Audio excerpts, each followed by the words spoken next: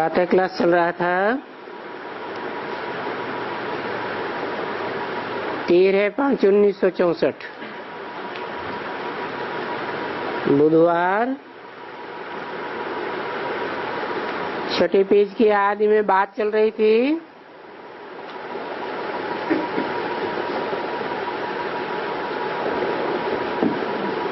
देवताएं वाम मार्ग में गए हैं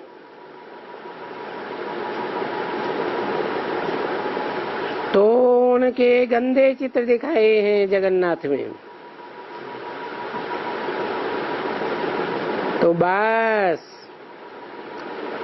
उन चित्रों को कर दिया कि देखो देवताएं भी तो विकार में जाते हैं ना, देवताएं भी तो विकार में गए। अरे देवताएं जब विकार में जाते हैं तो देवता थोड़े ही कहलाते हैं। बाबा ने बताया हिंदू महासभा का सावरकर आया था।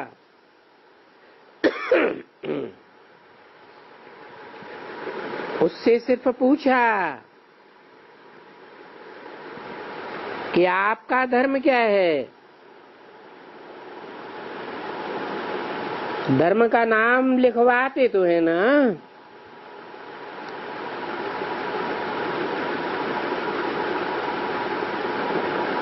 तो बोला हिंदू धर्म है। तो पूछा गया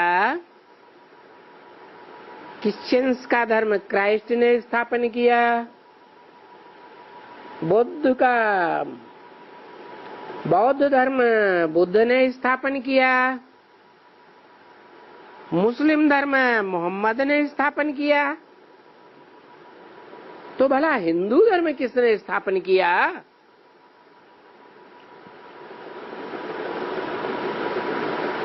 क्या आदि सनातन हिंदू धर्म था या देवता धर्म था?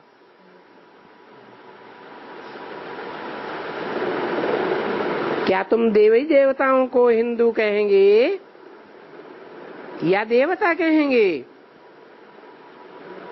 बोला हाँ दादा,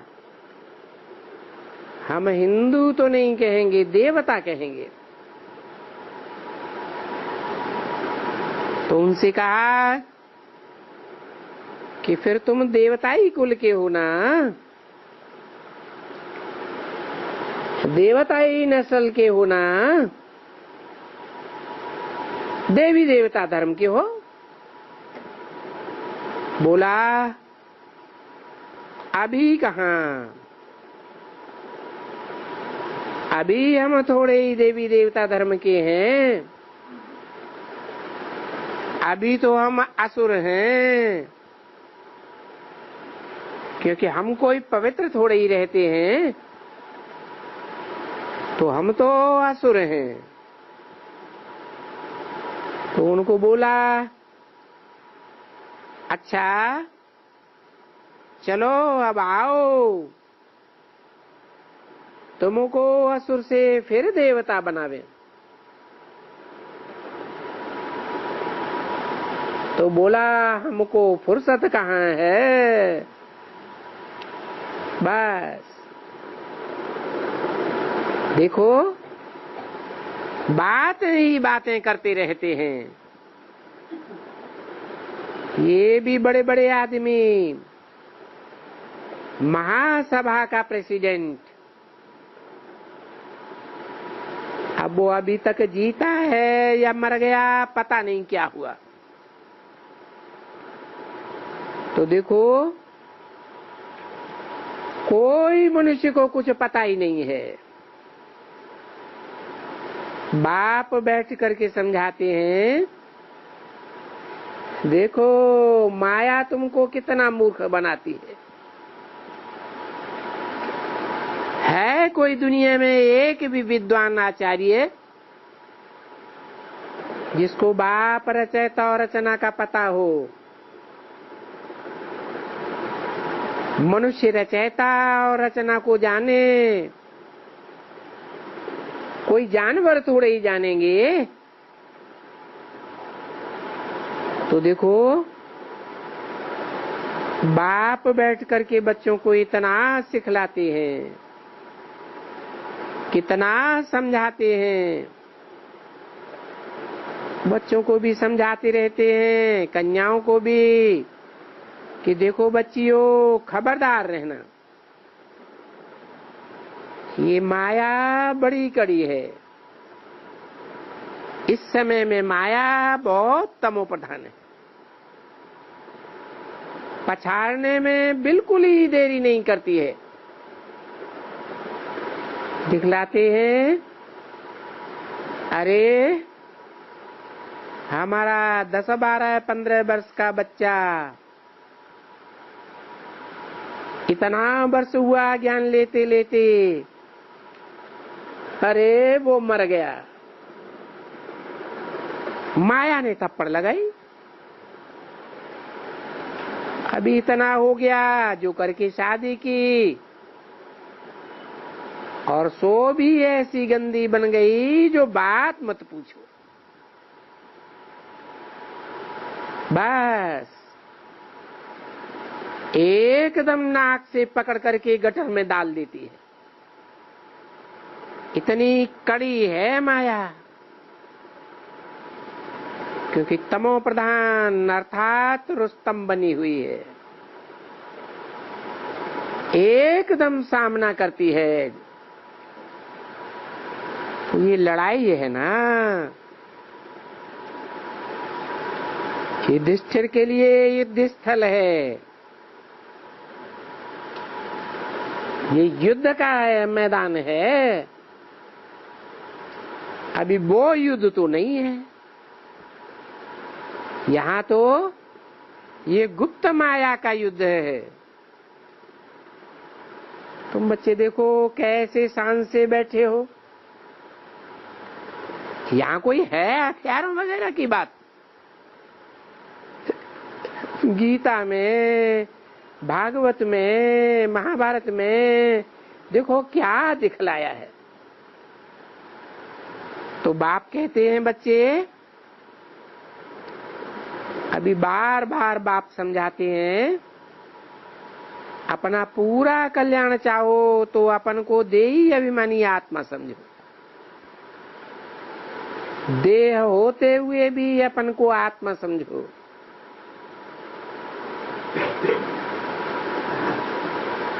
इसको ही कहा जाता है देही अभिमानी, क्योंकि तुम आधा कल्प से देह अभिमानी बने हुए हो। तो देह होते भी अपन को आत्मा समझो, और बाप को याद करने की निरंतर कोशिश करो। तो गाया जाता है, अंतमते सुगते। देखो, अंतमते में संस्कार ले जाते हैं ना, तो वो सभी संस्कार जीवन के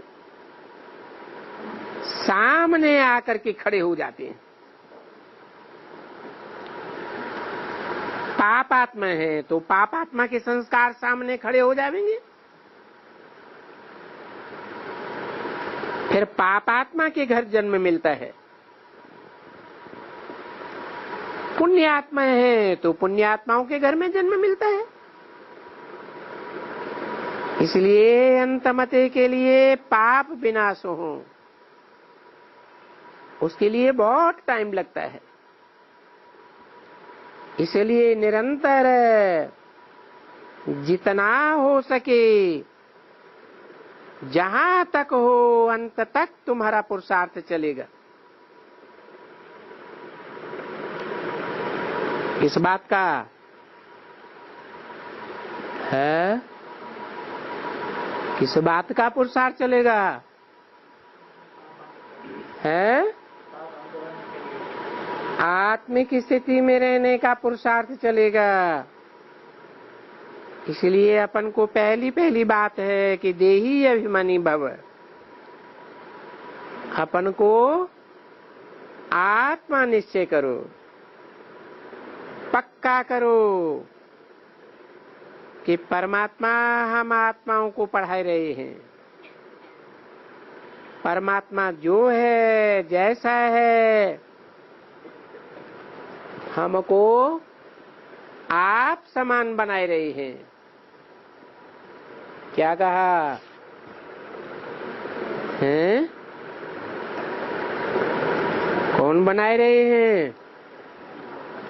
हैं? परमात्मा जो है, जैसा है, हमको आप समान बनाए रहे हैं। आप समान बनाना होता है ना।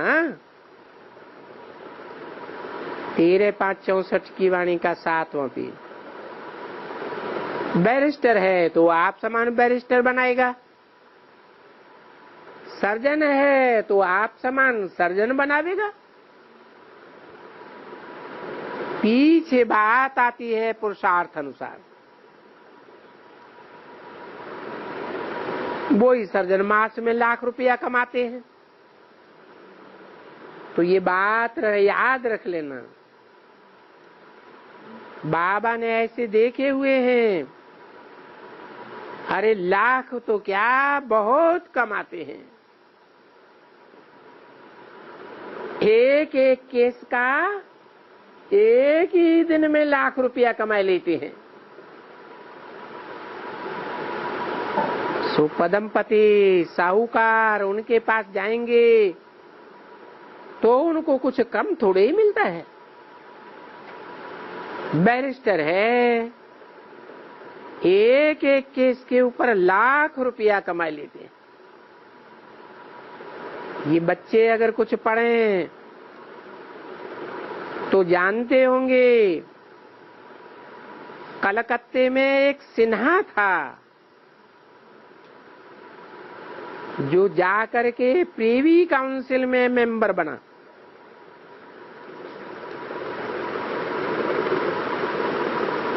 पढ़े हुए हो? किसी कलकत्ते ने बुजुर्ग ने ये बात सुनी है? किसी ने कहा हाँ सुना है। तो देखो उसकी बहुत बड़ी चार्ट लगती थी। वो बहुत पैसे वाला था। अभी बच्चों को बाप क्या बनाते हैं? बोलते हैं ये जो भी पदमपति हैं ये सब एकदम खाक में मिल जाएंगे।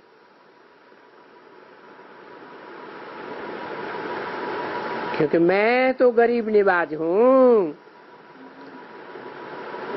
अहिल्याएं, कुब्जाएं, पापात्माएं, अजामिल, ये सब गरीब है ना। तो बाबा ने समझाया कि अजामिल किसको कहते हैं। बताऊं?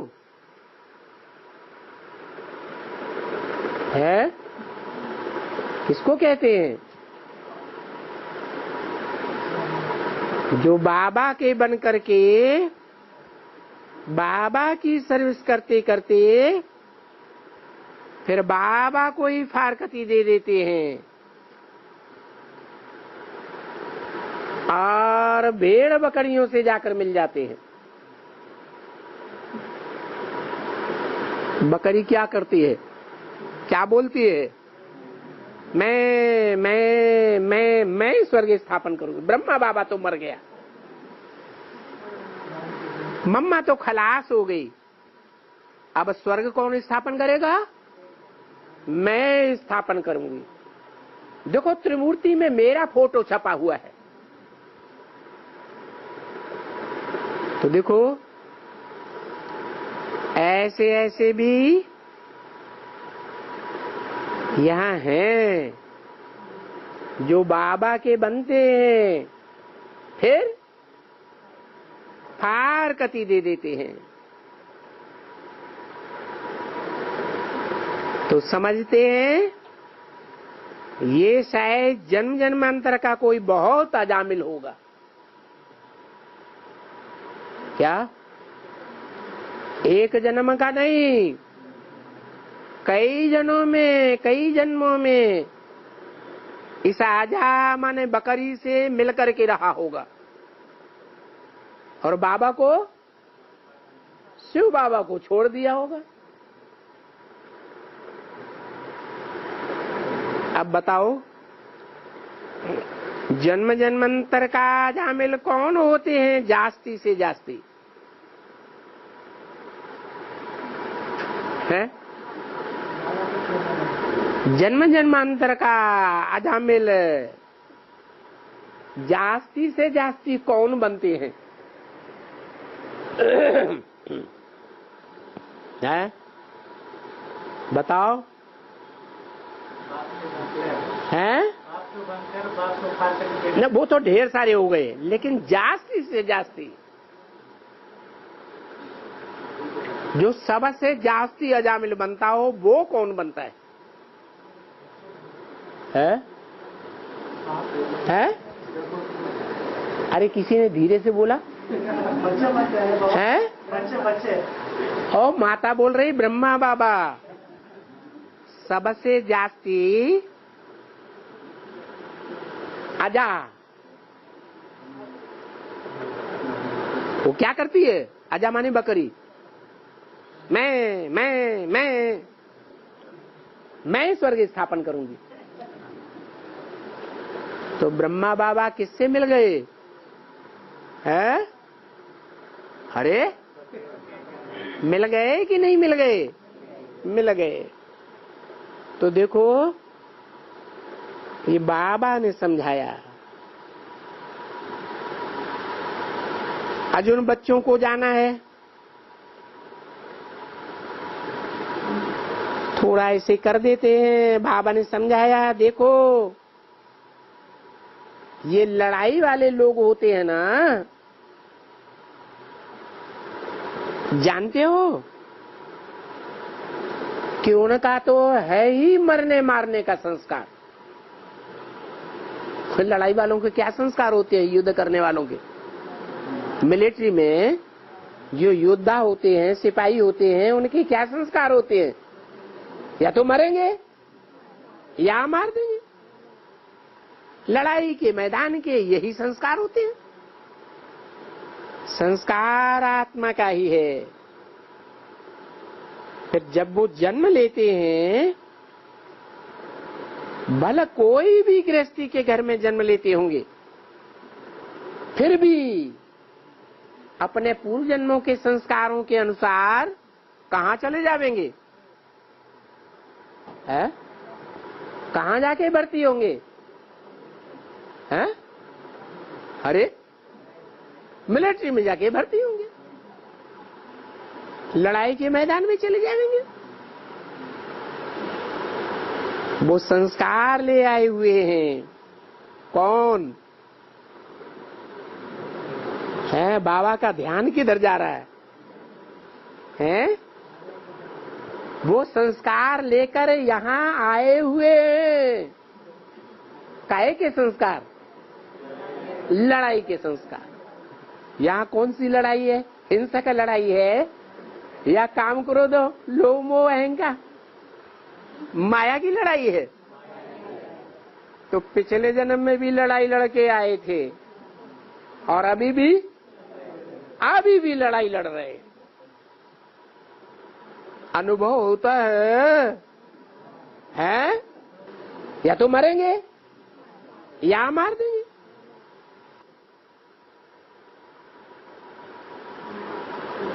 तो वो संस्कार ले आए हुए हैं।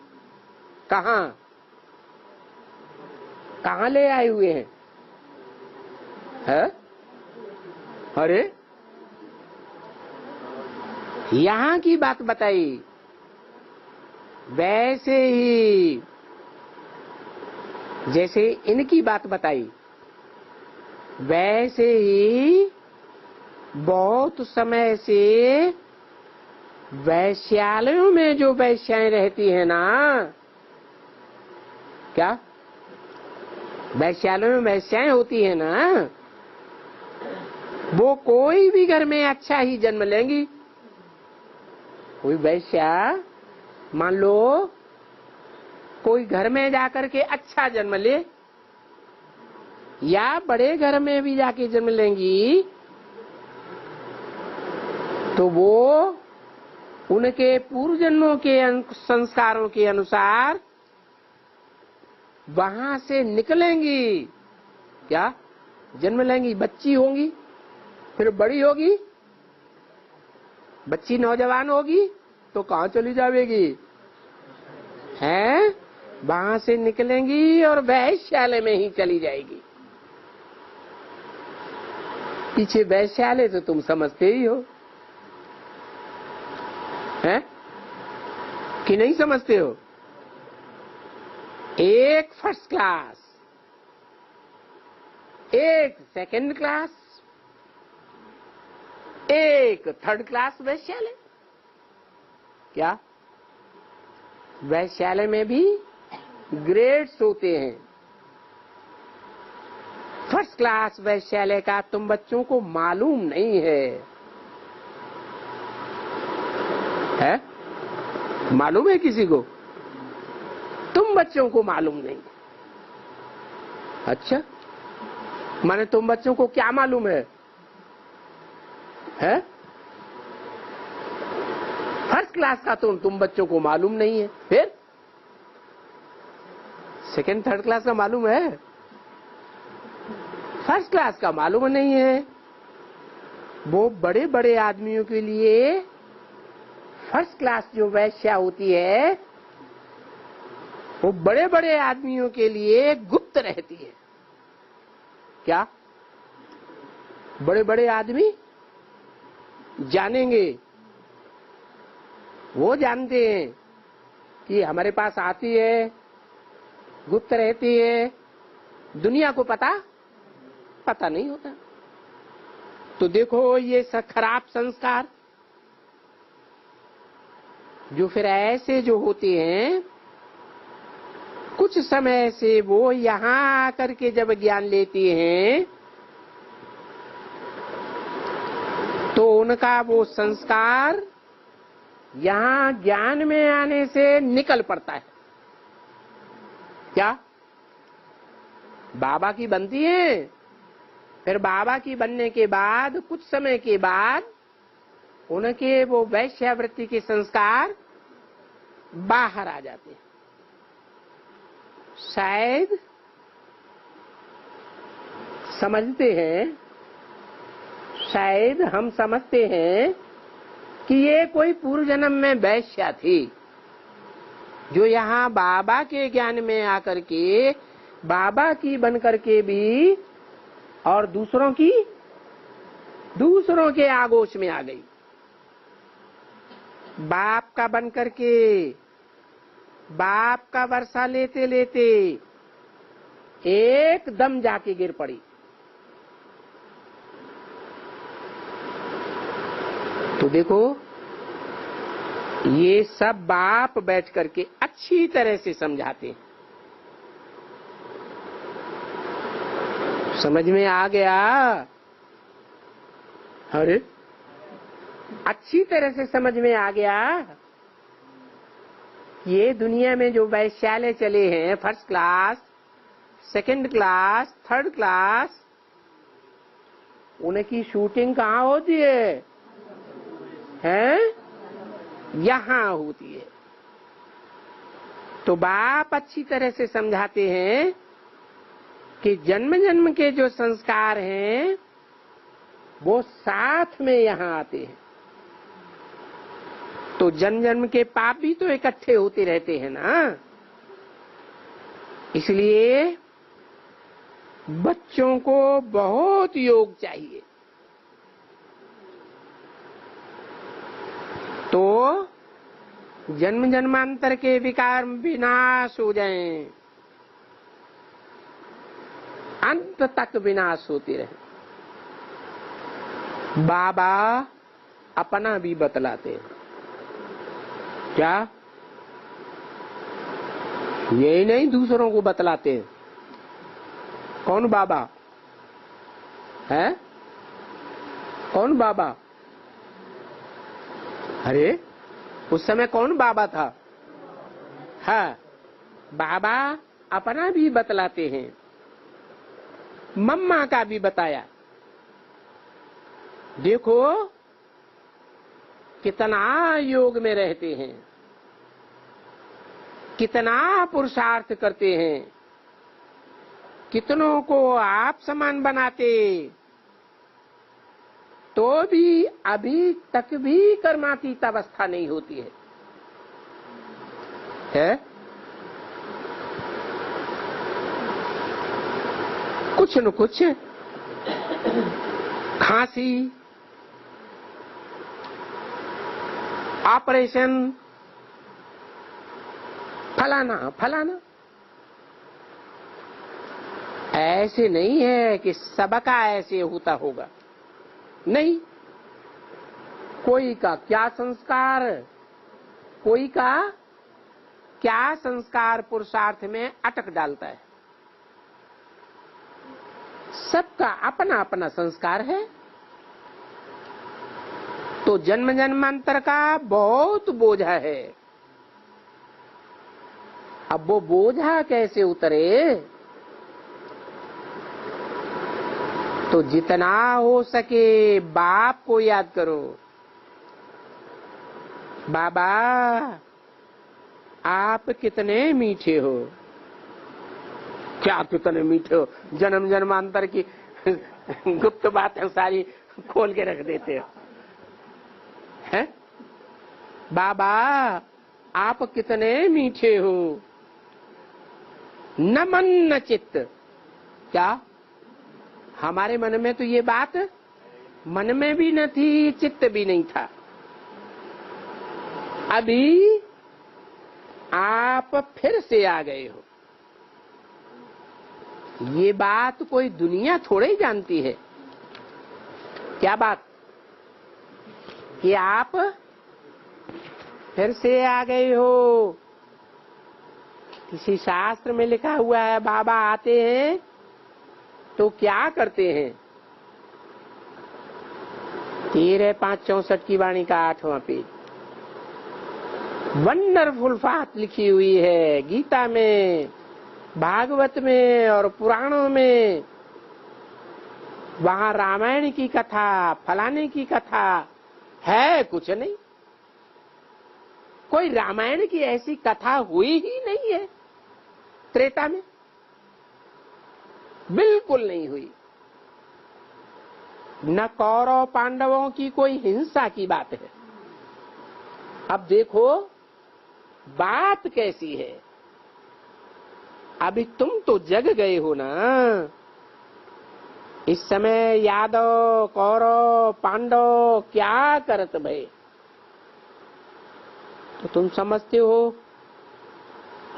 मनुष्य तो ढेंढरों के माफिक गॉडली गीताएं पढ़ते आए, सुनते आए, हुआ तो कुछ भी नहीं, और ही दुर्गति को पाते गए। तो बाप कहते मेरे लाडले बच्चों, अभी गफलत नहीं करना। माया तुम्हारे ऊपर एकदम पूरा पहरा दे रही है। क्या क्या? माया हम जो कुछ भी करते हैं, माया मौका देखती है कि कब इनके ऊपर हमला करूं। पूरा पहरा दे रही है। इसलिए देही अभिमानी भव, और बाप को याद करते रहो, तो तुम्हारा अंतमते सुगति हो जाएगा। अब ये है शिव बाबा के गले का हार बनने की बुद्धियोग की रेस।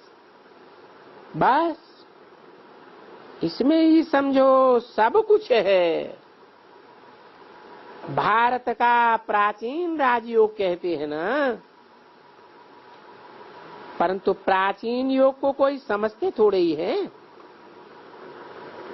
वो तो हठ योग प्राणायाम करके चले जाते हैं और समझते हैं बस हमने पा लिया, हम चले गए, हम ब्रह्मलीन हो गए, हम ब्रह्म हो गए, अहम ब्रह्मास्मि। शरीर का भान छोड़ दिया, बाकी ब्रह्म बन गया। परंतु ये सब बातें कही जाती हैं गपोड़े। ये ड्रामा में गपोड़े मारने की नूंद है क्या कि फलाना पार निर्वाण गया, ब्रह्मलीन हो गया। इसलिए बाबा बार बार बच्चों को कहते हैं अपना कल्याण करना चाहो तो कहो। जैसे कहा जाता है भाई राजयोग है, हम राजा ही लेंगे, तो योग चाहिए ना। योग से तुम्हारा विकर्म विनाश होगा और उसकी निशानी क्या होगी? है?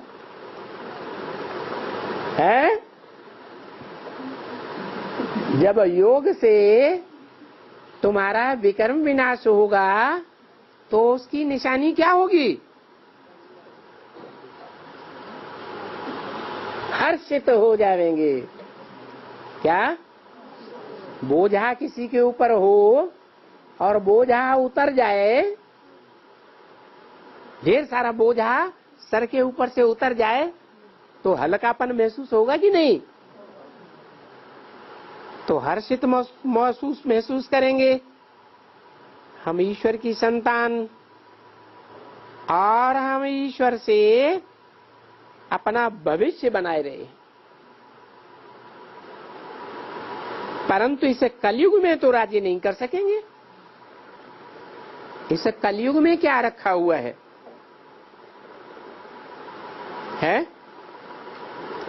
इस कलयुग में जो राजाएं बैठे हैं,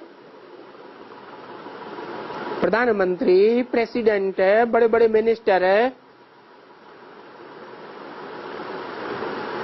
उनको क्या मिला हुआ है? राजाई मिली हुई है कि गदाई मिली हुई है? कांटों का ताज है या रत्नों का ताज मिला है? कांटों का ताज मिला हुआ है। सतयुग में तुम्हें राजी करना है, वहां तो एवरीथिंग न्यू। तो न्यू और गोल्ड, अरे ये तो कोई भी समझ सकता है। जो नई चीज होती है वो सतो प्रधान होती है और जो पुराना हो जाता है वो तमो प्रधान होता है। अभी किसको कहो भाई सतयुग में स्वर्ग है, सतयुग गोल्डन एज है, स्वर्ग का नाम लिया तो बोलेंगे हम सुखी हैं स्वर्ग में, जो दुखी हुआ वो नरक में है। कहते हैं हमने पूर्व जन्म में कोई अच्छे कर्म किए हैं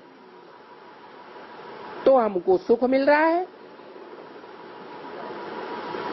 और उन्हें खराब कर्म किए हैं तो उनको दुख मिल रहा है, ऐसे कह देंगे। कहते हैं कि इसी दुनिया में यहाँ ही स्वर्ग है और यहाँ ही नरक।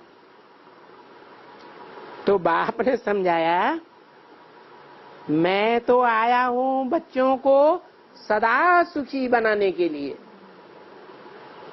अभी ऐसा कोई साहूकार है बड़े से बड़ा जो सदा सुखी रहता हो? कोई नहीं। ऐसा सदा सुखी बनाने के लिए मुझे आना पड़ता है, सदा शांत बनाने अथवा मुक्ति जीवन मुक्ति का पद देने। और ये मुक्ति जीवन मुक्ति का पद सबको देना है। क्या? रावण राज्य में सुख भी होता है दुख भी होता है, क्या सब सुखी होते हैं? अच्छा, सुखियों की संख्या ज्यादा होती है या कम होती है? सुखी लोग कम होते हैं और दुखी ज्यादा होते हैं। यहाँ तो बाप कहते हैं कि सबका सदगति दाता, गति दाता, सबका मुक्ति दाता, जीवन मुक्ति दाता एक ही है। तो देखो, रात दिन का फर्क हो गया। वो लोग कहते हैं सभी परमात्मा का रूप है, सभी फादर्स ही फादर्स हैं। फिर फादर्स को वर्षा कहां से मिले? ला है, ब्रदर्स को एक फादर से वर्षा मिलता है, तो हम सब ब्रदर्स हैं आपस में, ऐसे कहना चाहिए। और है भी ब्रदरहुड, तो जरूर फादर चाहिए जिससे हमको इनहेरिटेंस मिले। सभी बच्चे इनहेरिटेंस ले रहे हैं। कैसे ले रहे हैं?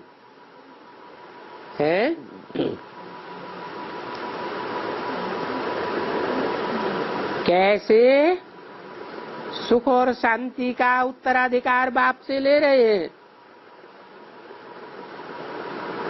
अरे, देही अभिमानी बनने से, आत्माभिमानी बनने से सुख और शांति का वर्षा बाप से ले रहे हैं। अगर देही अभिमानी पना नहीं सीखेंगे तो फिर क्या होगा?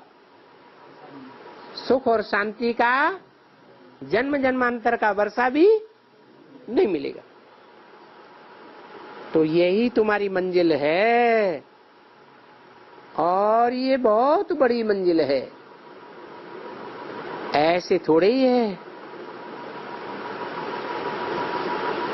कि बिगड़ कुछ मेहनत किए विश्व का मालिक बन जाएंगे।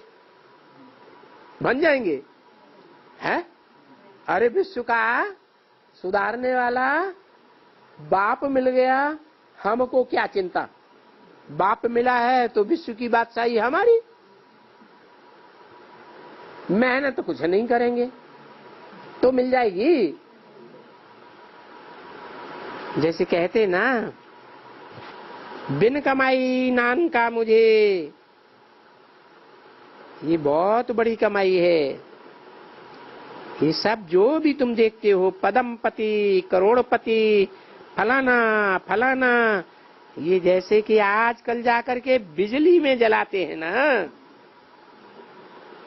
भट्ठी में डाला और काठी इकट्ठी करो, तेल लगाओ, फलाना करो, और यहाँ देखो क्या निकली है। बस अंदर एयरफोर्स लगाया, क्या हवाई जहाज उड़ा, उसमें बॉम्ब रखा, बॉम्ब फटा और तकलीफ की कोई बात ही नहीं। क्या मिसाल दिया है? जैसे बिजली की भट्ठी में किसी को डाला जाता है तो 1 सेकंड में खलास, तो ऐसे ही अंत में होगा। 13/5/64 की वाणी का 9वां पेज। वहां कितनी तकलीफ करनी पड़ती है। तो बाप बैठ करके फिर भी बच्चों को कहते हैं, सितम तो खाने पड़ेंगे, तकलीफें सहन करनी पड़ेंगी, रड़ियां मारनी पड़ेंगी। बांदेलियों की चिट्ठियां अभी भी बहुत आती हैं, बेचारी त्राही त्राही करती हैं, बड़ी मार खाती है। कोई को भी मार मिले या कुछ भी निशान हो, तुम लोग गवर्नमेंट को जाओ, गवर्नमेंट के ऑफिसर्स के पास जाओ, झट से उनसे छुटकारा मिल जाएगा और तुमको खर्चे के लिए पैसा भी मिलेगा। क्या वो मारपीट करने वाले तुमको पगार भी महीने महीने भर के देंगे, परंतु ऐसा करने के लिए हिम्मत चाहिए। क्या मेरा पति मेरा लल्ले, मेरे लल्ले कहाँ जाएंगे? समझो, मार खाएंगी, मार खाती है ना। घर छोड़ दिया कि अच्छा चलो भाई छोड़ देते हैं, अभी हमको बाबा की सेवा ही करनी है, चलो छोड़ो, बाबा की सेवा करते हैं। परंतु नहीं, फिर कोई न कोई बीमारी उछल पड़ती है। बीमारी उछल पड़ेगी तो कौन याद आएगा? है पति याद आएगा, पिता याद आएगा। कभी भी कोई मनुष्य सन्यासियों से नहीं पूछेगा कि आपने घर बार क्यों छोड़ा, आपके बाप का नाम क्या है, बच्चे का क्या नाम है। कभी भी कोई सन्यासी आता था तो बाबा बोलते थे, पहले मुझे ये बात बताओ कि तुमने घर बार कैसे छोड़ा, तुम्हारे माँ बाप का नाम क्या है, तुम किस घर के हो। हम भी कैसे सीखेंगे? वो बोलेंगे ये बातें हमसे मत पूछो। बाबा बोले अगर हम नहीं पूछेंगे, हम आपसे नहीं पूछेंगे तो हम सन्यास करना कैसे सीखेंगे? क्या हम कैसे सीखेंगे? यहाँ भी शुरुआत में जब ज्ञान की थोड़ी चटक लगती रही तब ये साफ पूछते थे, कभी नहीं बताते थे। अच्छा अभी टाइम होता है, बच्चों को जाना है, गीत तो बच्चों ने सुना, सितम सहन करना पड़ेगा, आखिरी में तुम बच्चों की विजय तो होती ही है। क्या कहा है? विजय होगी, लेकिन कब होगी? आखिरी विजय तुम्हारी होगी। ये तो जानते हो कि जब पिछाड़ी होता है तब ये सभी गाया जाता है। कश्मीर में जाओ, वहां राख के ढेर बने हुए हैं, कब्रें बनी हुई हैं। उनसे पूछा, अरे भाई यहाँ इन कब्रों की कथा क्या है?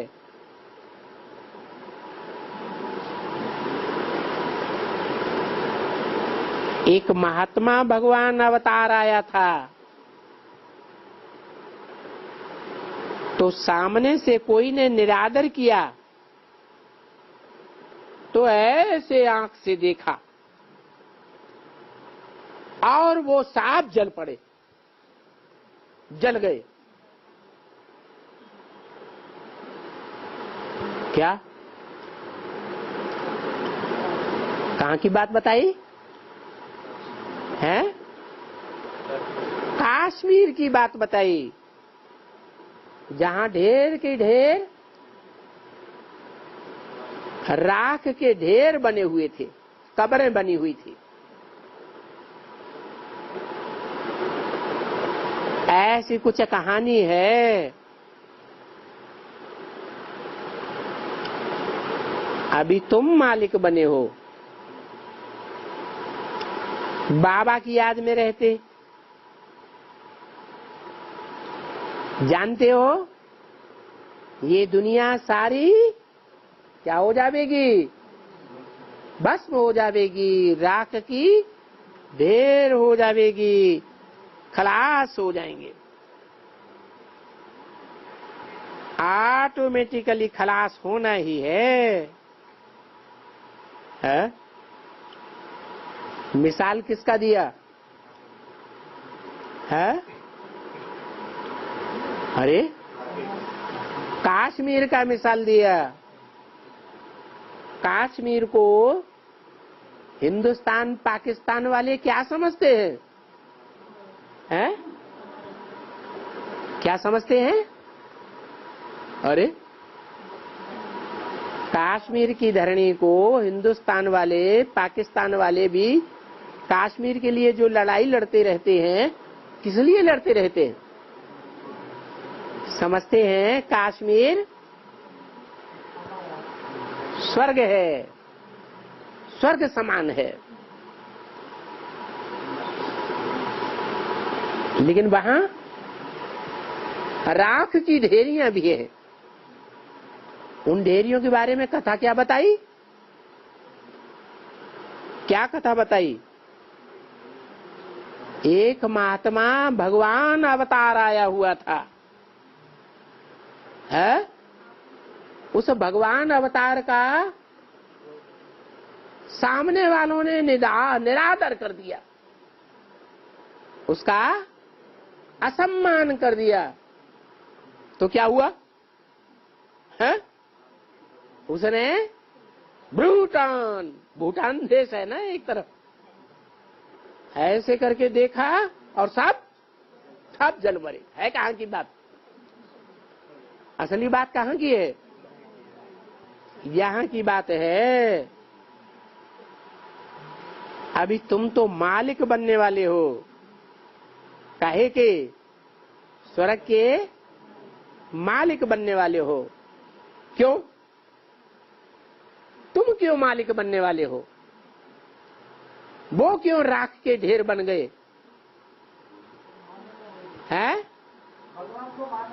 हाँ, उन्होंने जो राख के ढेर बन गए, कब्र दाखिल हो गए, उन्होंने भगवान को मान्यता नहीं दी, अपमान किया, निरादर किया, असम्मान कर दिया। और तुम है, तुम सम्मान करते हो, इसलिए तुम क्या बनते हो?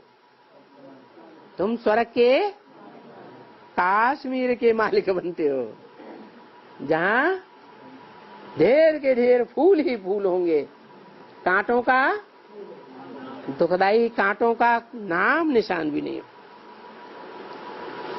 अभी तुम बाबा की याद में रहते हैं, जानते हो ना ये सब भस्म हो जाएंगे, खलास हो जाएंगे। तो देखो ये तुम्हारा योग बल है। क्या है? ये सब भस्म हो जाएंगे और तुम स्वर्ग के मालिक बन जाएंगे। बाबा ने समझाया है, और बाबा पूरे कल्प में 84 जन्मों में सिर्फ एक ही बार समझाते हैं? एक ही बार सिखलाते हैं। योग बल से तुम विश्व के मालिक बन सकते हो। समझा ना? इनके पास बाहुबल देखो कितना है? हैं? इनके किसको कहा? इनके पास बाहुबल देखो कितना है।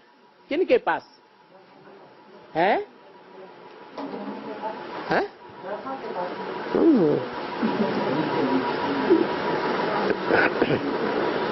ब्रह्मा के पास बाहुबल था? है? सारी संस्था बाबा की वर्ल्ड रूरल ट्रस्ट बना करके अपने नाम लिखवा ली, तो बाबा ने कोई बाहुबल चलाया क्या? तो था उनके पास बाहुबल है? तो किसके लिए बोला? इनके पास बाहुबल देखो कितना है? किसके पास है? क्रिश्चियंस के पास। और क्रिश्चियंस की और कृष्ण की राशि मिलाते हैं। क्यों राशि मिलाते हैं?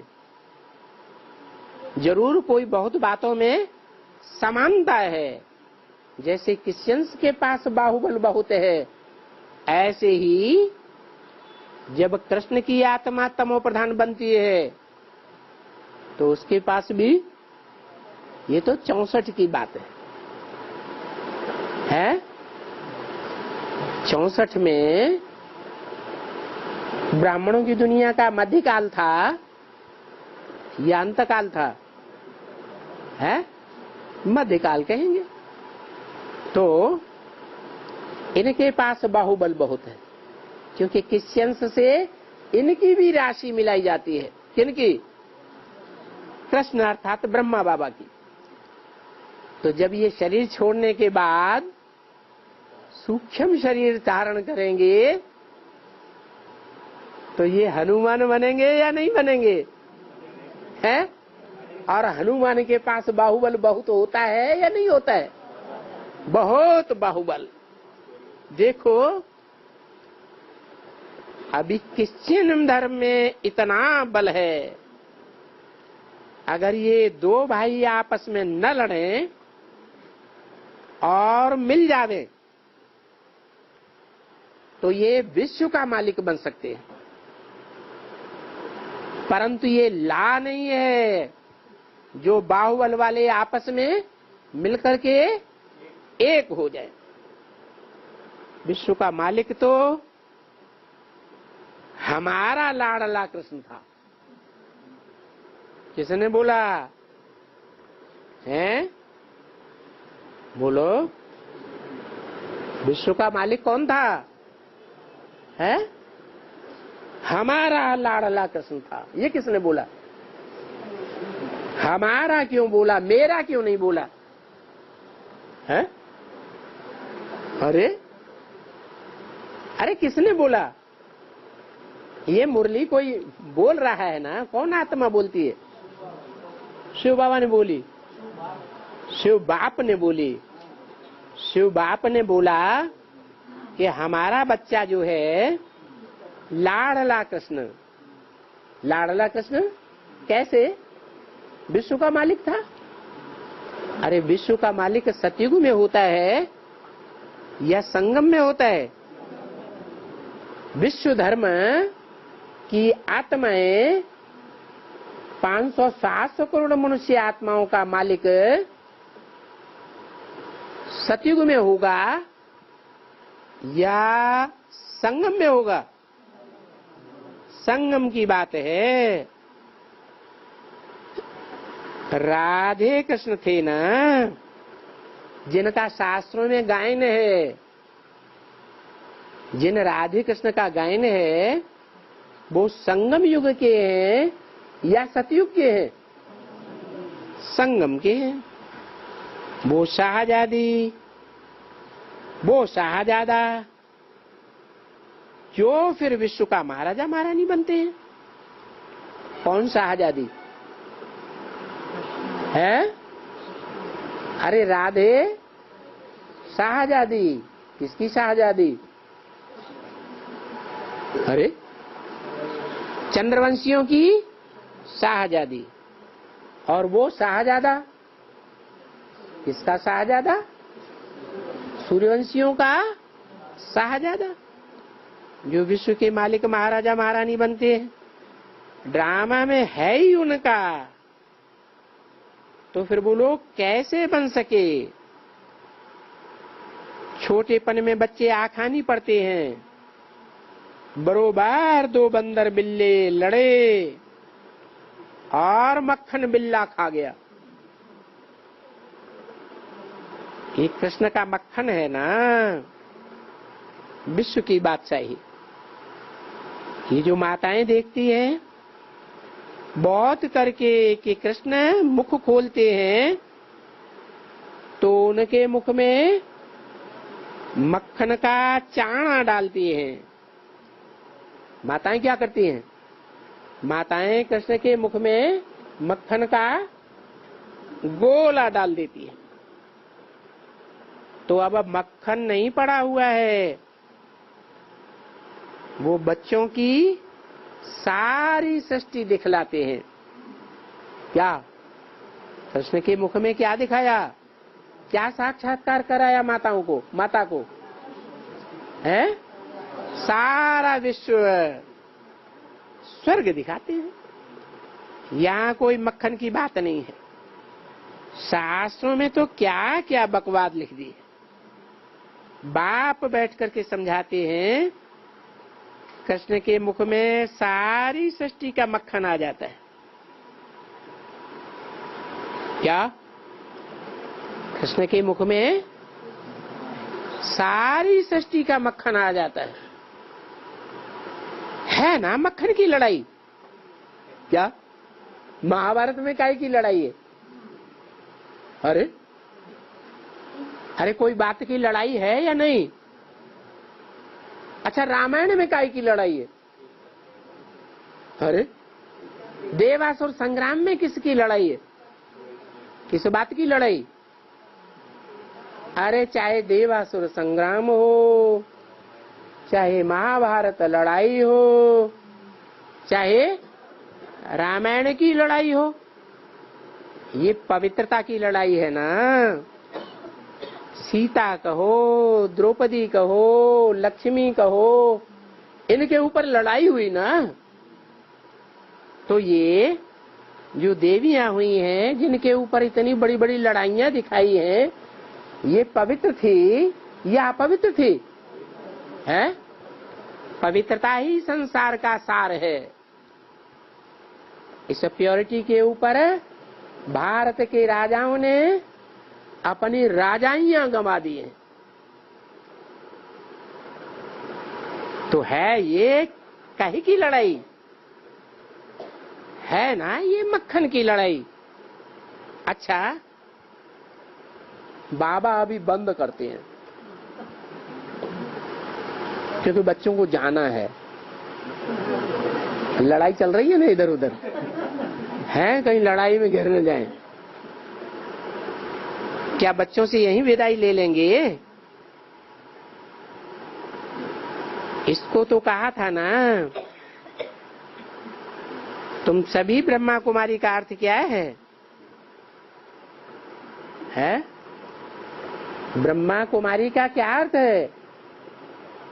बहन और भाई। तुम बहन और भाई क्यों हो जाते हो? हैं? बताओ।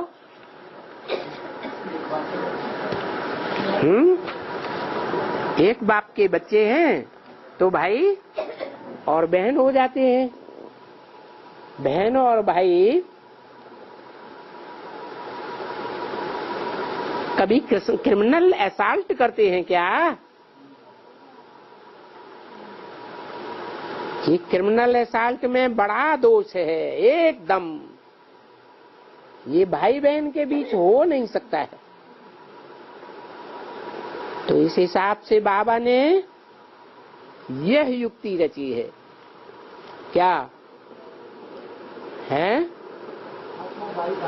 क्या आत्मा आत्मा भाई भाई के बाद जब शरीर में शिव बाप प्रवेश करते हैं तो तुम बच्चों का क्या संबंध बनता है? हैं? आत्मा शरीर में प्रवेश करने के बाद जीव आत्मा बनती है और तुम सब जीव आत्माएं आपस में भाई बहन हो।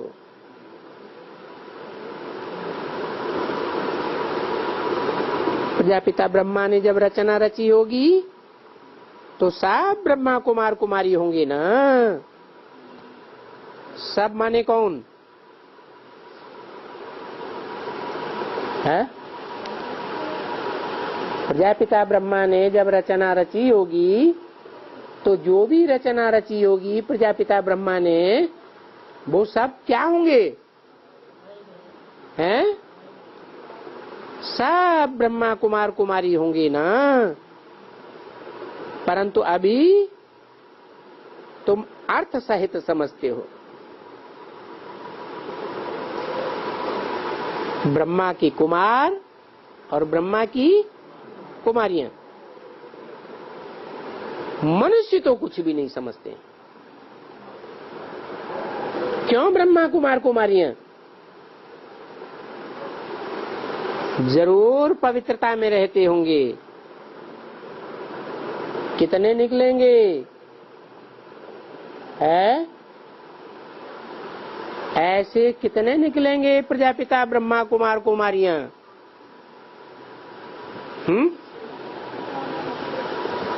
अरे सूर्यवंशी प्रजापिता ब्रह्मा कुमार कुमारियां कितने निकलेंगे? हैं?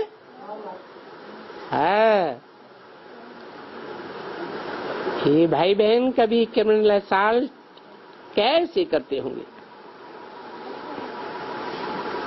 तो जब वो पवित्र रहते हैं, क्या जब वो पवित्र रहते हैं तो ही वो जाकर के पवित्र दुनिया का मालिक बनते हैं। जब तक नहीं रहते हैं, जब तक आपस में पवित्र नहीं रहते हैं, प्योरिटी भंग होती रहती है, शक्ति क्षीण करते रहते हैं, तब तक क्या नहीं बन सकते?